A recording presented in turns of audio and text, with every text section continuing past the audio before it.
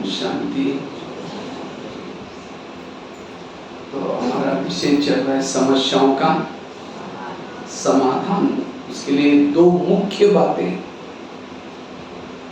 एक तो बताया आत्म अभिमानी बनने से समस्या का क्या होगा, समाधान। तो आत्म अभिमानी कैसे बनना है, क्या करना है, उसके लिए कई बातें सुनाई। गाड़ी को गैरेज में लगाना, पवित्रता की धारणा, कई बातें। दूसरी बात कौन सी बताई, समस्याओं का समाधान करने के लिए स्वराज्य अधिकारी बनना। जब तक आप स्वराज्य अधिकारी नहीं बनेंगे तब तक समस्याओं का समाधान नहीं होगा। तो ये कितना जरूरी है, क्योंकि आज हमारे जो प्रॉब्लम्स है, हमें गुस्सा आता है, ये सारे कुछ क्यों आता है, क्योंकि हमारे अंदर विकार घुसे हैं। और कहाँ से घुसे हैं, कान से, आंखों से, मन से, बुद्धि से। और जब तक इसको ठीक नहीं करेंगे तब तक कुछ ठीक नहीं होगा। तो कैसे दरबार लगाना है, दान के संस्कार कैसे हमें सजा देने, इसके बारे में डिटेल में मुझे लगता है शायद ये पहली बार ही क्लास सुना होगा आप लोगों। जो मुख्य जो ब्रह्मा बाबा ने, दादियों ने किया, हमारा उसके तरफ ध्यान नहीं, और इसीलिए हमारे जीवन के प्रॉब्लम है। इसलिए अब तीसरी बात है, तीसरा एक छोटा सा आधा घंटा ही इसके बारे में चर्चा करेंगे। अगर जीवन की समस्याओं का कारण है जो श्रीमत का उल्लंघन करता है, उसके जीवन में समस्या थी। अगर आपके जीवन में कोई समस्या है, इसका मतलब आप श्रीमत का उल्लंघन कर रहे हैं। जो श्रीमत प्रमाण चलता है उसके जीवन में कोई समस्या नहीं आई।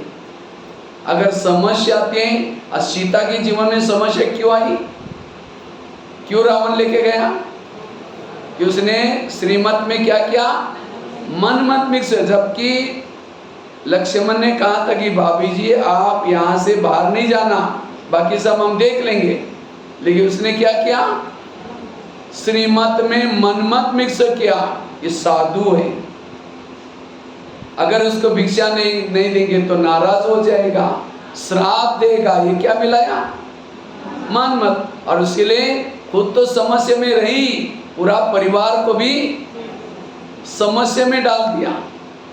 इसी तरह हम भी क्या करते हैं, श्रीमत बाबा ने जो श्रीमत दिया उसको क्या करते हैं, मन मत मिक्स करते हैं। अगर ये होगा तो क्या होगा, हम इनके घर में आए, अगर इनका खाना नहीं खाएंगे तो क्या नाराज हो जाएगा, ये परेशान हो जाएंगे। ये क्या मिला रहे श्रीमत में। अब उसको तो राजी करने के लिए गए, लेकिन भगवान लोगों को राजी करते करते कहाँ पहुंच गए। आप लोगों को राजी करने में नहीं जाओ, परमात्मा को राजी करो। इसलिए परमात्मा को राजी करना अर्थात उसके हर श्रीमत का पालन करना। लोग इस दुनिया में ऐसे हैं, घोड़े पर बैठने में नहीं देंगे, पैदल चलने में नहीं देंगे। इसीलिए कहते हैं ना, सुनो सबकी करो मन की नहीं श्रीमत की। फटाफट मन की बता दें। ये मन की दुनिया का होता, अपने नहीं है। सुनो सबकी करो श्रीमत की। और जो श्रीमत के अंदर है उसके जीवन में कोई प्रॉब्लम नहीं। अगर प्रॉब्लम आएंगे भी उसको, उसे निकालने का काम वो करेगा। मेरा काम है उसका ध्यान रखना, ध्यान करना, और उसका ध्यान है, उसका काम है मेरा ध्यान रखना। लेकिन हम क्या करते हैं, अपना ध्यान खुद रखते हैं। मेरा क्या होगा, मेरा कैसा होगा। वो कहेगा ठीक है ये अपना ध्यान कर रहे हैं, मैं क्यों उनका ध्यान रखूं। इसलिए आज अगर समस्याओं का समाधान करना है, यहाँ से पक्के करके जाना, मुझे श्रीमत का पालन करना है, मुझे श्रीमत का उल्लंघन नहीं करना। क्योंकि श्रीमत में ताकत होती है, बल होता है। यहाँ कोई संदल पर बैठ करके बहने नहीं बोल रहे हैं, स्वयं कालों का काल महाकाल आपको बोल रहे हैं। 18 दिन तक क्वेश्चन करता रहता है अर्जुन, ये कैसे हो सकता है, ये मेरे संबंधी है, ये मेरे गुरु है, ये मेरे भाई हैं। कृष्ण बहुत समझाने की कोशिश करता है, लास्ट में अपना रूप दिखाया, मैं तेरे को कौन को बोल रहा। तब जाकर के अर्जुन ने क्या किया, चरणों में पड़ा, प्रभु प्रभु करके मगन हो गया। इसी तरह आज वो तो 18 दिन तक, यहाँ कितना साल हो गया, 88 वर्ष हो गया, तो भी हम कहते हैं हम गृहस्थी में रहते हैं, ये कैसे करें, ये कैसे करें। बाबा कहते हैं तुमको बोल रहा है कौन, कालों का काल बोल रहे हैं, कोई बहने नहीं बोल रहे हैं। इसलिए नो क्वेश्चन, हमें क्या करना है, जो बाबा कहता हाँ जी करके करना है। और जो श्रीमत का पालन करता है वो समस्याओं का समाधान अपने आप हो जाता है। लेकिन श्रीमत का उल्लंघन हम क्यों करते हैं? एक तो बताया लोक लाज आते हैं, यहाँ फिर भी मध्य प्रदेश में लोक लाज तो कम है। हम तो राजस्थान में रहते हैं ना, तो राजस्थान में जब भी मैं आसपास में माउंट आबू के आसपास में कहीं सेंटर पर जाता हूँ, कई माताएं क्लास में आकर के बैठेगी, वहाँ क्या प्रथा क्या है, घूंघट लेकर के बैठने की प्रथा है, घूंघट लेकर के बैठेगी। अब उसको दृष्टि लेना है, थोड़ा घूंघट खोलेगी ऐसे। अभी कुछ साल पहले, एक 15-20 साल पहले की बात है, एक दिन मैं टेलीफोन एक्सचेंज में खड़ा था, तो उस समय राजस्थान वालों का एक टर्न था, तो राजस्थान की बहुत सारी माताएं बाबा मिलन में आई थी सेवा में। तो मैं टेलीफोन एक्सचेंज में कुछ, उस समय एसटीडी फोन रहते थे, एसटीडी फोन करने के लिए, तो एक माता जी फोन करने के लिए आई थी। तो जब फोन करने के लिए आई थी उस समय घूंघट वगैरह नहीं लिया था उसने। जैसा उसने फोन डायल किया, घूंघट वो डायल हो गया, फटाफट घूंघट लेकर के अंदर से बात कर रही थी। फोन पूरा होने के बाद मैंने माता जी को कहा, माता जी आपने ऐसे घूंघट से बात क्यों कर रहे थे? कहते ससुर जी से बात कर रहे थे ना। हमने कहा ससुर जी कहाँ है? कहते जयपुर में। मैंने कहा 500 किलोमीटर दूर से ससुर जी ने वहाँ देखा तो नहीं? मेरी बहू तो बिना इसे वीडियो कॉलिंग में नहीं, वो तो सिंपल बोलने वाला, मैंने कहा वहाँ से देखा तो नहीं। लेकिन मुझे बहुत अच्छा लगा ये घूंघट लेने की प्रथा क्यों रहती है। हमारे से जो बड़े हैं, सीनियर हैं, उनसे बात करते समय पर्दा ले लेते हैं, तो अच्छा लगा मुझे, कितना रिस्पेक्ट है ससुर जी के लिए। लेकिन ससुर जी का ससुर जी कौन है? बाबा, उसकी इतनी रिस्पेक्ट है। अगर अमृतोला नहीं उठेंगे ससुर जी क्या बोलेंगे, मुरली सुनने के लिए नहीं जाएंगे ससुर जी क्या बोलेंगे, उसके लिए कोई लोक लाज नहीं। और एक जन्म की ससुर जी की, इसीलिए लोक लाज करनी है एक बाबा की करो, बाकी किसी की नहीं करो। इसलिए श्रीमत का हमें उल्लंघन नहीं करना। हम 7वीं कक्षा में थे, हमको एक धड़ा था, लेसन था, एक बाप और बच्चा गधा खरीद करने के लिए गए थे। मई महीना था, जब गधा करके वापिस आ रहे थे तो जगह जगह पर कुछ लोग बैठे थे, वो पत्ता खेलते बैठते ना। तो एक जगह पर लोगों ने कहा, अरे तुम लोग गधा खरीद करके लेके जा रहे हैं, और बेचारा छोटा सा बालक है, उसको पैदल लेके जा रहे हैं, शर्म नहीं आती बाप को? बोला तो बाप ने लोक लाज रोचो करके बच्चों को क्या किया, गधे पर बिठाया, चल पड़े। आगे दूसरे प्रकार के लोग मिले, कमाल है, तुम जवान लड़का ऊपर बैठा है और बूढ़े को चला रहा है, शर्म नहीं आती? तो बच्चा क्या किया, नीचे उतरा, बाप बैठ गया। आगे गए, तीसरे प्रकार के लोग मिले, कमाल है, गधा क्या पैदल चलने के लिए लिया, दोनों भी बैठ गए। आगे गए, चौथे प्रकार के लोग मिले, कमाल है, दोनों भी गधे पर बैठे हैं, गधे को मारना है क्या? अब दोनों भी नीचे उतरे, एक रस्सा ढूंढा, रस्सा ढूंढ करके आगे के पीछे के पाँव बांध दे गधे के, एक बांस ढूंढा, अंदर डाला और गधे को क्या किया, अपने कंधे पर उठाकर चल पड़े। अब गधा तो उल्टा हो गया, परेशान होने लगा, वो पाँव हिलाने लगा। एक नदी पर से जा रहे थे, पुल के ऊपर से, अब गधे के पाँव छूट गए, गधा सीधा नदी में गिर गया, बह के चला गया।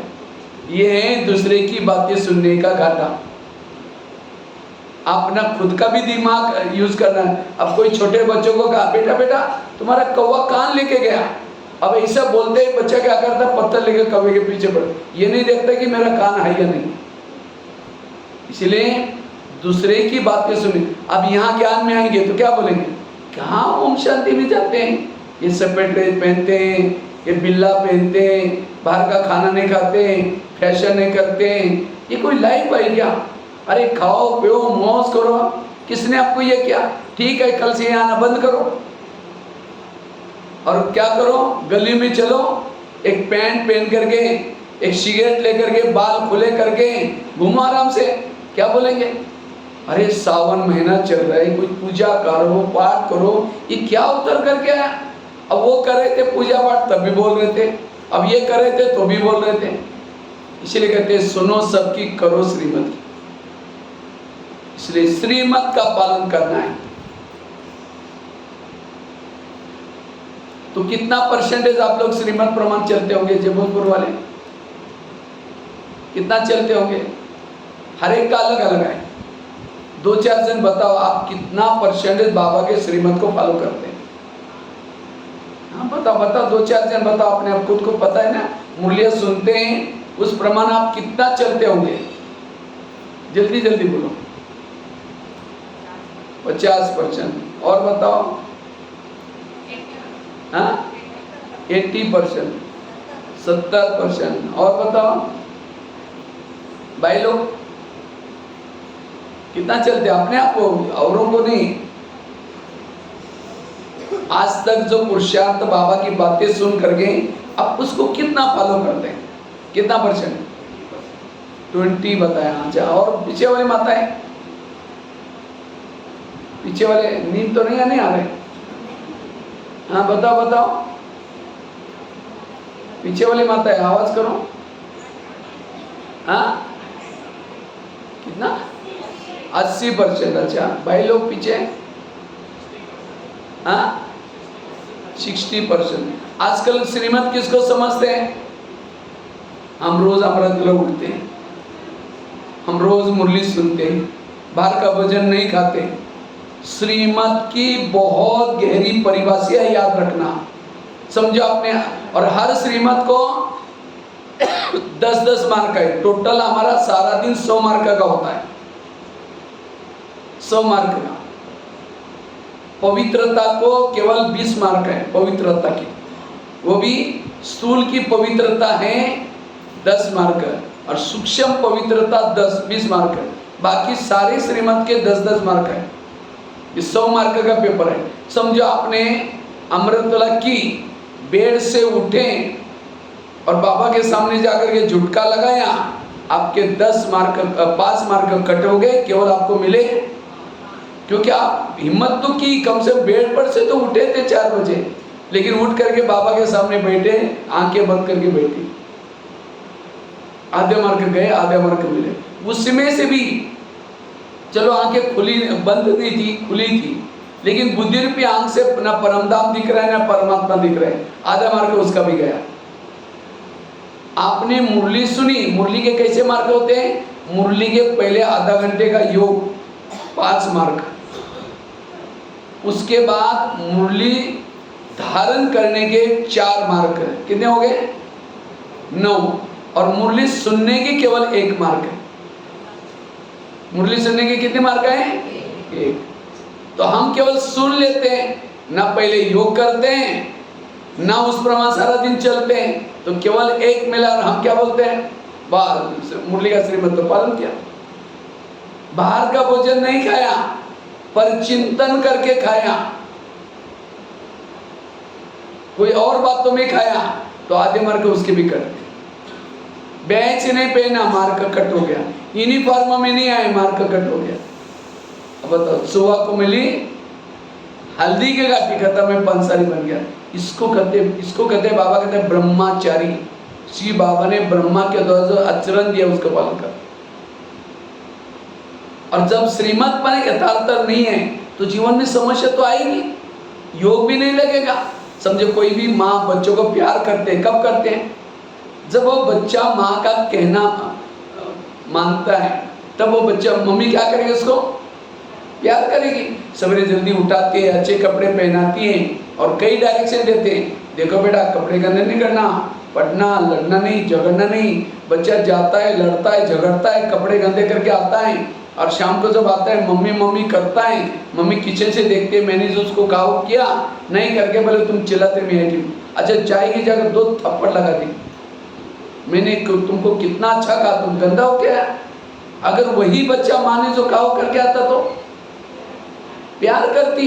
इसी तरह बाबा भी हमारी माँ है, सवेरे जल्दी उठाती है, फरिश्ता ड्रेस पहनाती है और कई डायरेक्शन देते हैं, बच्चे आज आत्मा समझना, पर चिंतन नहीं करना, मेरे मुरली और कुछ नहीं, मुरली को 2 कॉलम में लिखो, मम्मी ने क्या करने के लिए बोला, और दूसरे कॉलम में क्या लिखो, मम्मी ने क्या मना किया। लेकिन हम क्या करते हैं, जो मना किया उसको करते हैं और करने के लिए उसको, और शाम को जैसे बच्चे शाम को आता है मम्मी मम्मी करता है, हम भी शाम को आएंगे बाबा बाबा करेंगे, जैसे मम्मी किचन से देखते हैं, बाबा भी परमधाम के खिड़की से देखता है, मैंने उसको कहा करके आया, नहीं करके तुम चिल्लाते में है क्यों? फिर कहते योग में बैठते बाबा प्यार ही नहीं करता। प्यार दोनों तरफ से होना चाहिए, हम कहे बाबा और बाबा भी कहे बच्चे। और क्यों नहीं बाबा बोल रहे हैं? क्योंकि हमने श्रीमत का, इसलिए श्रीमत से ही समस्याओं का समाधान होता है। इसलिए लोक लाज नहीं करो, लोक लाज नहीं करना, ना अलस अलबेलापन करना। बाबा कहते हैं माया मेरी बेटी है और तुम मेरे कौन हो? बाबा के हम कौन है? बच्चे। तो माया और आपका रिश्ता क्या हो गया? भाई और, क्योंकि माया बाबा की बेटी है। कई बार मुरली में पॉइंट आता है, मैं बेटी को कहता हूँ जाओ उसको अच्छी तरह फटकाओ, हिला दो, ये स्वर्ग जाने के लिए चेक करो ठीक है क्या नहीं। तो माया हमारी बाबा की बेटी है और हमारी कौन हो गई? बहन हो गई। तो कभी कभी कोई बहन भाई को थप्पड़ भी मारती है। कब मारती है? जब वो बाप का कहना नहीं मानता, मनमर्जी चलता है, तो बहन आकर के तो थप्पड़ मारते हैं। ज्यादा होशियार हो गए क्या? पिताजी को नहीं मानते। इसी तरह जिस दिन हम बाबा का कहना नहीं मानते, श्रीमत का उल्लंघन करते हैं, तो माया बहन आकर के जोर से थप्पड़ मारते हैं, कहते हैं भैया ज्यादा होशियारी कर रहे क्या, बाप का नहीं मान रहे। तो समस्या क्यों आई? क्यों आई? हमने श्रीमत का उल्लंघन किया। अगर रोज अमृत वेला उठो, अच्छी तरह विधि से बैठो, रोज मुरली सुनने के लिए आओ, सब कुछ विधि पूर्वक करो, तो माया तो ताली बजाते, वहां मेरा भैया कितने अच्छी कमाई करे, वहां मेरा भैया, खुश हो जाते। जिस दिन माया की थप्पड़ मारी लगी, गाल को पकड़ करके चेक करो, मैंने कुछ जरूर 2-4 दिन से गलत रास्ते में जा रहा था, उसी दिन आगे हाथ करके प्रतिज्ञा करो, माया बहन सॉरी, मैंने 3-4 दिन अलबेलापन किया, अब मेरे से कभी नहीं होगा अलबेलापन, अलर्ट रहूंगा, तो माया तो खुश हो जाएगी। तो समस्या आते हैं श्रीमत का उल्लंघन करने से। इसलिए अगर मुझे समस्याओं का समाधान करना है, अंत तक, जब तक इस शरीर के अंदर प्राण है, आत्मा है, तब तक कभी भी अलस अलबेलापन नहीं करना है। तो कई तो थोड़ा करने के बाद कहते आप थोड़ा थक गए, ये हो गए, और उल्लंघन कर लेते हैं, तब माया आ जाते हैं। इसको कहते हैं ग्रामेटिकल। जैसे किसी ने लिख दिया मैं शांति सागर की संतान हूं, ये सेंटेंस लिखा, लेकिन शांति की मात्रा पीछे वाली मार दी, मराठी वाली मार दी, और हिंदी वाला पढ़ने वाला क्या कहेगा? क्या कहेगा? ये रॉन्ग है, क्योंकि शांति की मात्रा कैसी चाहिए? आगे वाली चाहिए। इसी तरह मैंने अमृतला कर्म तो किया, लेकिन आंखें बंद करके क्या? Grammatical mistake. इसलिए हर कर्म विधि पूर्वक करना, और तब जाकर के श्रीमत अनुसार चलने से समस्याओं का समाधान होता है, कारणों का निवारण होता है। कभी कभी हम बाबा के श्रीमत को उल्टा कर लेते हैं, और इसीलिए उसका फायदे बनने के वजह क्या होता है? उसे समझो कोई पति और पत्नी ज्ञान में चल रहे हैं, और पत्नी पति को कहते भाई जी जल्दी मुरली के लिए चलो, नहीं तो मुरली पूरी हो जाएगी, थोड़ा घर में लेट हो गए। अब यही बात कोई पड़ोसी सुनेगी तो क्या बोलेगी? अरे ये तो अपने पति को भाई जी बोलते हैं। और कभी जाकर के उनको ज्ञान सुनाओ, हमारा ज्ञान बहुत अच्छा है, आप चलो ना, भगवान इस धरती पर आए, सत्युग आने वाला है, वो क्या बोलेंगे? हमको टाइम कहाँ है, हम तो बिजी रहते हैं। उनको आने की इच्छा है आपके पास, आपका व्यवहार अच्छा लग रहा है, लेकिन उसी दिन क्या आपकी बात सुन ली थी? क्या सुनी थी? भाई जी जल्लू। तब से उन्होंने बुद्धि में क्या डाला है, अगर इनके ज्ञान में चलेंगे हमें भी अपने पति को क्या बनना पड़ेगा? भाई बोलना पड़ेगा। इसलिए वो नहीं आएंगे। अगर वो ज्ञान में नहीं चली तो उसका बोझ किसके ऊपर चढ़ा? बाबा का भाव ये है, अपने पति को भाई जी बोलो। बाबा का भाव ये है, आप अपने पति के साथ भाई जैसे बहन और भाई की जो पवित्र दृष्टि है वो करने के लिए रखो। बोलने में जो भी उनका नाम लेते हैं या जो भी बोलते हैं वो बोलो, बोलने के लिए नहीं। बोलने में तो भाई जी बोला और अंदर दृष्टि वृत्ति विकार है, फायदा क्या हुआ? तो बाबा के भाव को समझना, तब उस श्रीमत का फायदा मिला। कई बार बाबा का श्रीमत आता है, क्या आता है? बच्चे देह से इस संबंधी को क्या करो? भूल जाओ। अब कईयों को नशा चढ़ते, बाबा ने कहा संबंधी को भूल जाओ। कई तो जाना ना बंद करते, 8-10 साल जाते नहीं। बाबा कहते ना भूल जाओ। और हमेशा सबको कहेंगे हमारे रिश्तेदारी बहुत बड़े हैं, उनके ट्रक्स हैं, उनका ये है वो है, सब कुछ सुनाते हैं, लेकिन जाते आते नहीं। और कभी जाएंगे उनको ज्ञान सुनाएंगे, हमारा ज्ञान बहुत अच्छा है, आजकल परमात्मा है, ये कलयुग विनाश होने वाला है, सत्ययुग। वो कहेंगे क्या करें, हमको टाइम का है, उनको आने का इच्छा है, आपका व्यवहार अच्छा लग रहा है, सब कुछ अच्छा है, लेकिन उन्होंने बुद्धि में डाला अगर इनका ज्ञान सुनेंगे, जैसे इन्होंने हमको छोड़ा है हमको भी सबको छोड़ना पड़ेगा। और इसलिए वो नहीं आएंगे। तो उस आत्मा का बोझ किसके ऊपर चढ़ा? इसलिए कई लोग बोलते हैं ना, ब्रह्मा कुमारी वाले घर बार छुड़ाते। क्यों बोलते हैं? क्योंकि किसी ने तो किया है ऐसी। इसलिए बाबा का भाव ये है, सबके साथ में रहो, सबके मिलकर रहो, लेकिन बुद्धि में किसी को नहीं रखो। बुद्धि में एक बाबा रखो, ये घर का त्याग करो, ये सबको भूल जाओ। इसको कहते हैं विचार सागर मंथन। एक एक शब्द के पीछे बाबा का भाव को समझना। एक भाई ज्ञान में चलता था 6 महीने से। एक बार होटल में गया और होटल में जाकर के समोसा मंगाया। समोसा जानते हैं ना, मैदे को बेल करके आलू का मसाला भरते तलते, उसको क्या बोलते हैं? समोसा, सिंगाड़ा भी बोलते हैं। तो 1 किलो समोसा मंगाता है, मैदे का छिलका फेंक करके मसाला खाता है। तो मैनेजर ने बोला तुम मैदा पसंद नहीं करते? कहता पसंद तो करता हूँ, लेकिन आजकल मैं ब्रह्मा कुमारी आश्रम में जाता हूँ। उन्होंने कहा कि बाहर का नहीं खाना है, सिर्फ बाहर का निकाल करके मैं अंदर करता हूँ। उसका भाव ये है, बाहर का न खाना मतलब दूसरे का हाथ का बना हुआ। इसलिए होटल पर बोर्ड लिखा है होटल, हो सके तो यहाँ से टल। एक माताजी सेंटर पर आई थी, गुरुवार का दिन था, गांव से आई थी। तो उसी दिन बहनें अपना भोग बना रही थी, व्यस्त थी। तो इतने में एक वीआईपी आया, उस सवेरे सवेरे ऐसे कुछ देखने के लिए आया आश्रम। तो वीआईपी आया तो बहन जी ने वो माता जी को बुलाया, माता जी ये भाई आया ना, इसको है ना थोड़ा अपना म्यूजियम दिखा देना, हॉल में लेके जाकर के म्यूजियम दिखा देना। माता जी गाँव की थी, लेके आई और पहला चित्र लगा था लक्ष्मी नारायण का, क्योंकि विद्यालय का लक्ष्य क्या है?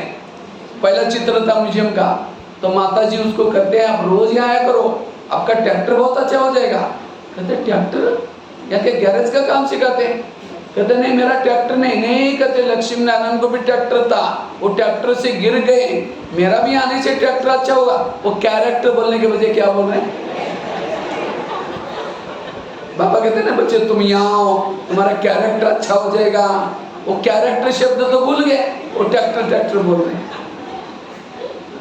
भक्ति कोई गलत नहीं, भक्ति बहुत अच्छी, लेकिन भक्ति में लोगों ने उस शब्दों को क्या किया है? कहते हैं बलि चढ़ाने से भगवान क्या हो जाएगा?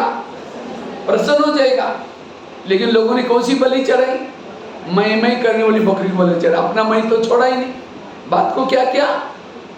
उल्टा। कहते हैं अगर उपवास करने से भगवान प्रसन्न हो जाता है, कौन सा उपवास? मतलब नजदीक, और वास मन रहना, सदा परमात्मा के पास मन बुद्धि से रहना, इसको कहते हैं उपवास। लेकिन लोगों ने कौन सा उपवास किया? पेट का उपवास किया, खाने पीने का उपवास किया। बात को क्या किया, उल्टा किया। अब किसी का उपवास है, उसको कोई ये चीज उठाओ, हाँ मेरा उपवास है, सवेरे कुछ खाए नहीं, मेरे को उठना है, उठाने दो, और गुस्सा आएगा। मन बुद्धि से पास रहना, ये उपवास। कहते हैं घर का त्याग करने वालों को भगवान क्या होता है, प्रसन्न हो जाता है। कौन सा घर, ये शरीर आत्मा का घर है। इस शरीर के भान को भूलना, यही घर का त्याग करना और आत्मा समझना। लेकिन लोगों ने कौन सा घर छोड़ा, जिस घर में रहते उसको छोड़ के जंगल में गए, बात को उल्टा किया। कहते घर घर में लक्ष्मी आएगी, तो लक्ष्मी आने के लिए क्या करते हैं मध्य प्रदेश में, क्या क्या करते हैं, एक तो सफाई करते हैं, और क्या करते हैं, सफाई करने के बाद क्या करते हैं, दिए जलाते हैं। और आजकल तो लाइटिंग बहुत सारे मिलता है, वो छोटे छोटे बल्ब लड़िया होते हैं, लगाते हैं पूरा घर के ऊपर, फिर मोमबत्ती भी लगाते हैं शायद दिवाली के दिन किसी ने। और उस समय गांव की लाइट भी बंद नहीं होती, गवर्नमेंट बिजली भी नहीं काटता, क्योंकि लक्ष्मी आने वाले होते हैं। और लक्ष्मी किसके ऊपर आते हैं, लक्ष्मी का वाहन क्या है, उल्लू, उल्लू के ऊपर बैठ के आते हैं, और उल्लू को लाइट में दिखता ही नहीं।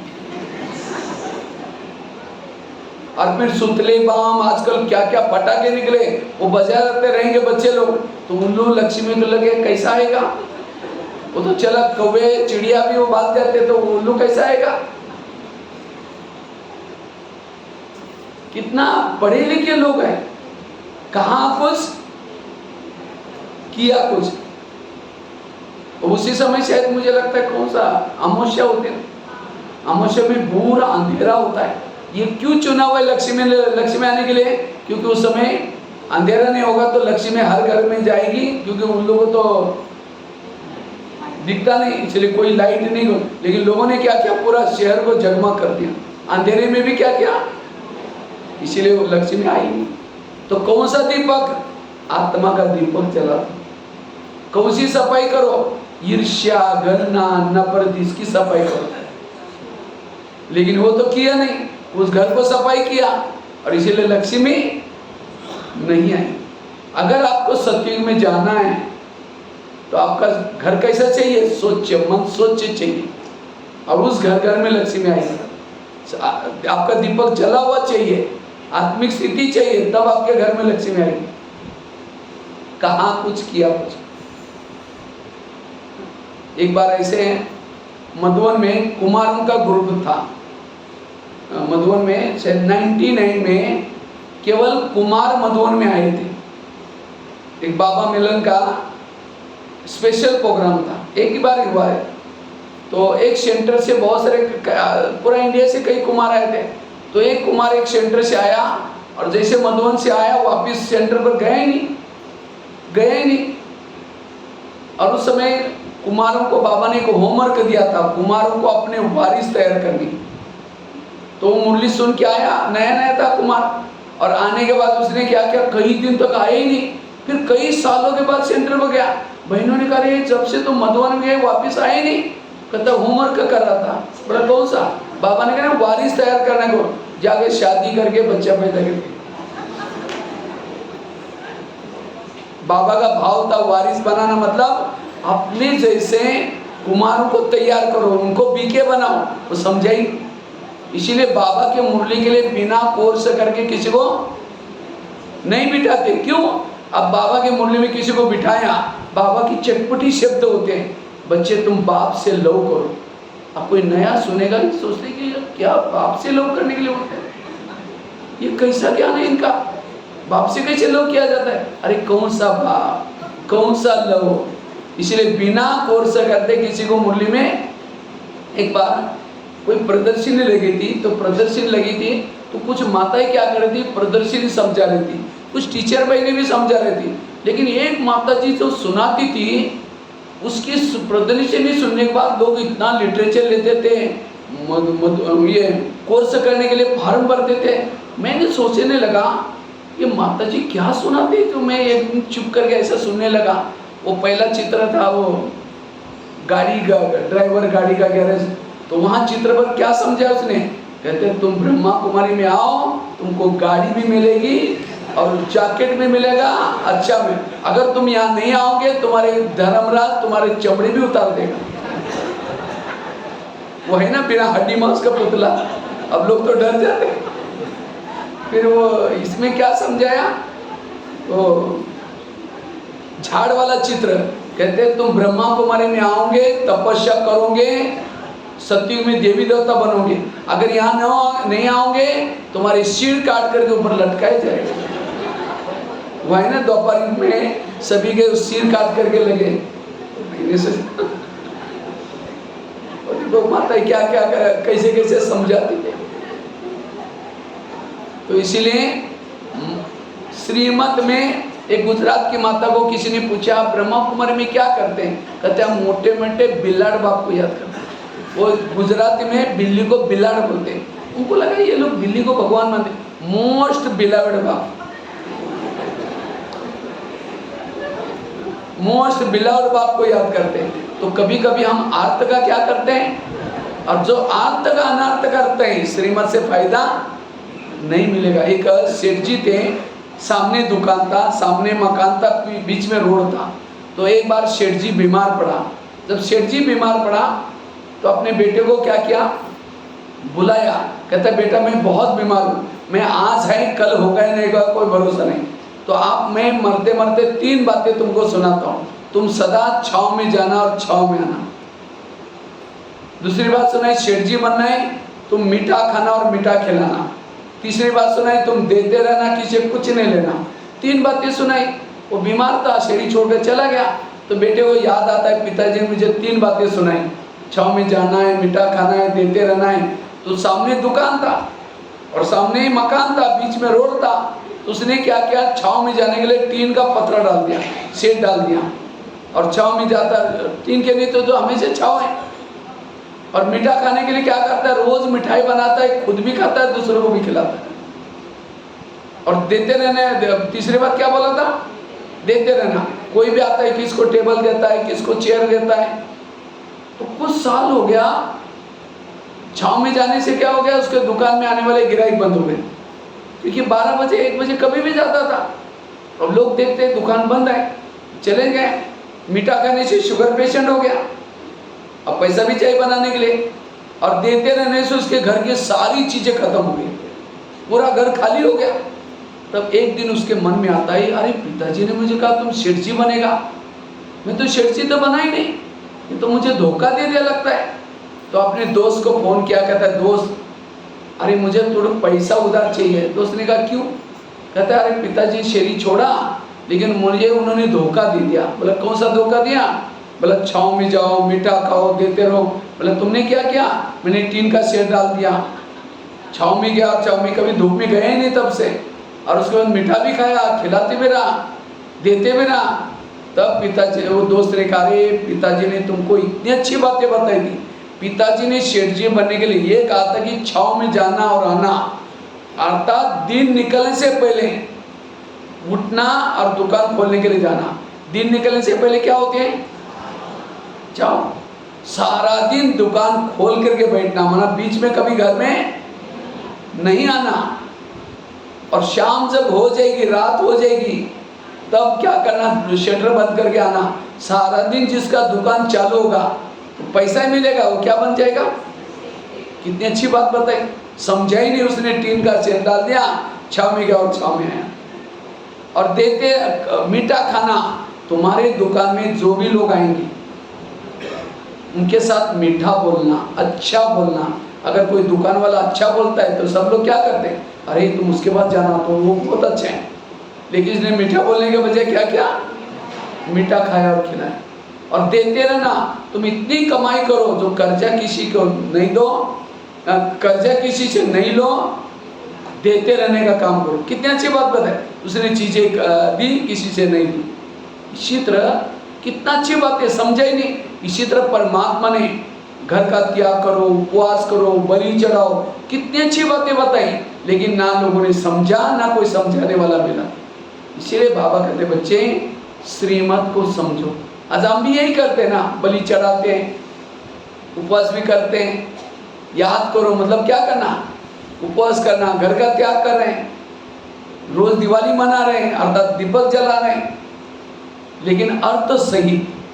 इसलिए बाबा कहते बच्चे श्रीमत में मत नहीं मिक्स करो, श्रीमत को अच्छी तरह समझो, और जो श्रीमत प्रमाण चलता है वो समस्याओं का समाधान कर सकता है। इसलिए हमें बाबा के दो प्रकार के बच्चे होते हैं, एक होते हैं कच्चे, दूसरे होते हैं पक्के। तो आप कौन सी लिस्ट में हैं? पक्के।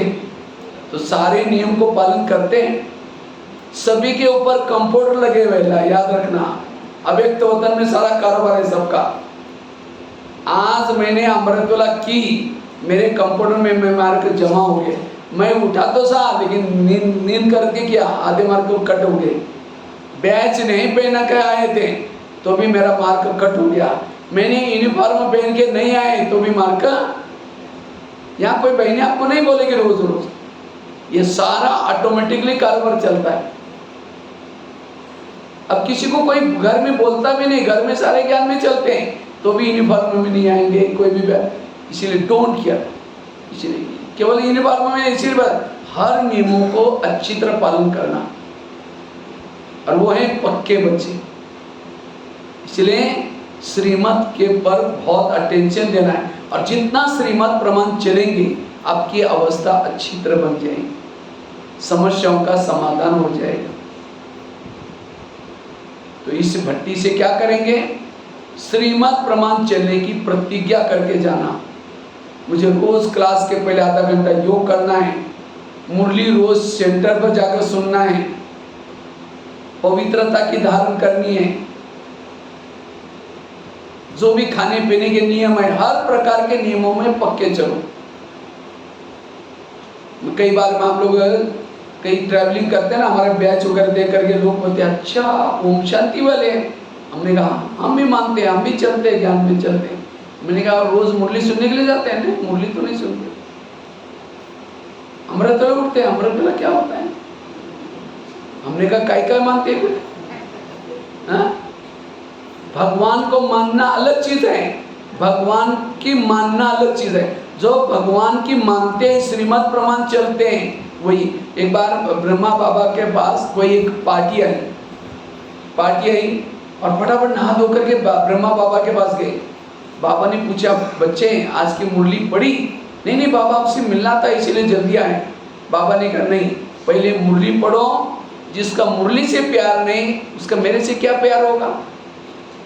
जिसका श्रीमत से प्यार नहीं है उसका बाबा से क्या प्यार है?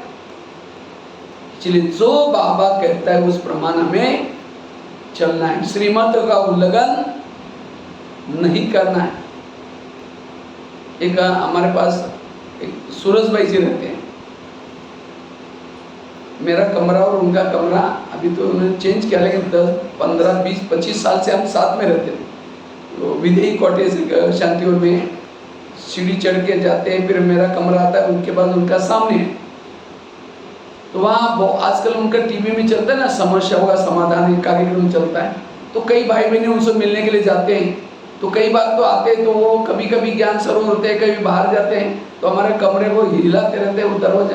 मेरे तो एक बार तो 2-3 ताला भाई वो खराब कर दे, इतना हिला कर, क्योंकि घंटा तो बैठे अंदर से बंद रहता है। तो एक माता जी आई, सवेरे सवेरे 4 बजे आई। मैंने कहा क्या हुआ माता जी? बोले भाई जी से मिलना है, एक समस्या है। हमने कहा क्या समस्या? कहते नहीं भाई जी। मैं बोला तो ऐसा है ही नहीं शायद। नहीं आपको क्या पता है? मुझको लगा कि ये भाई भी कोई पार्टी वाला होगा। मैं बोला ठीक है बैठो। मैं जा करके अमृतवाला करके आई तो भी बैठी है।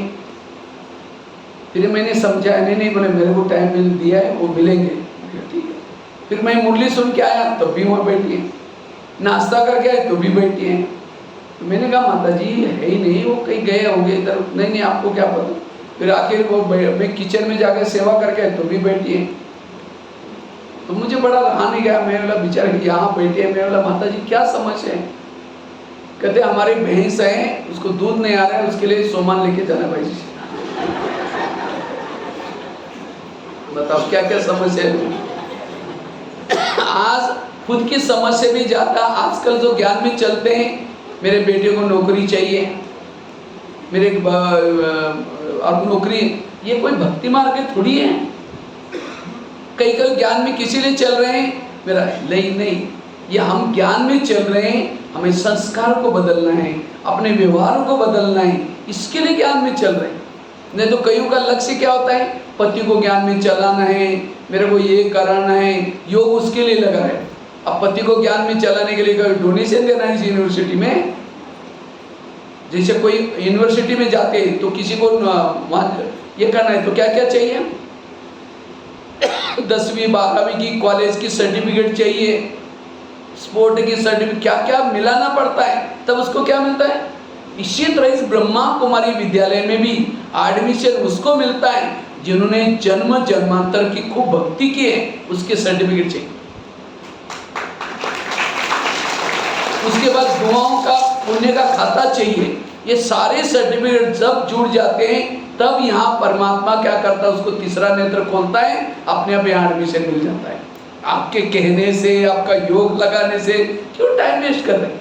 उसके कर्म चाहिए, शुभ भावना रखना, ये रखना बात अलग है, बाकी मिलेगा उसको। बाकी कोई भी बीके हैं, ब्याज से देख लिया ज्ञान में चलेगा। अब देखो मैंने एक रद्दी में छोटा किताब देखा, ज्ञान में आ गए, क्योंकि हमारे पास सर्टिफिकेट थे। इसलिए हम उनके पीछे नहीं जाए, अपने आप को ठीक करो। आज कई माताएं कहते मेरा बच्चा शराब पीता है, मांसाहार भी खाता है, वो समस्या लेके आई। अरे भाई, मैंने पूछा कि माता जी आप अमृतवाला बोल उठते नहीं? अमृतवाला नहीं उठते, मुरली रोज सुनते नहीं सुनते। मैं बोला चाहे आप कहीं भी जाओ, आपकी समस्या खत्म थोड़ी होगी।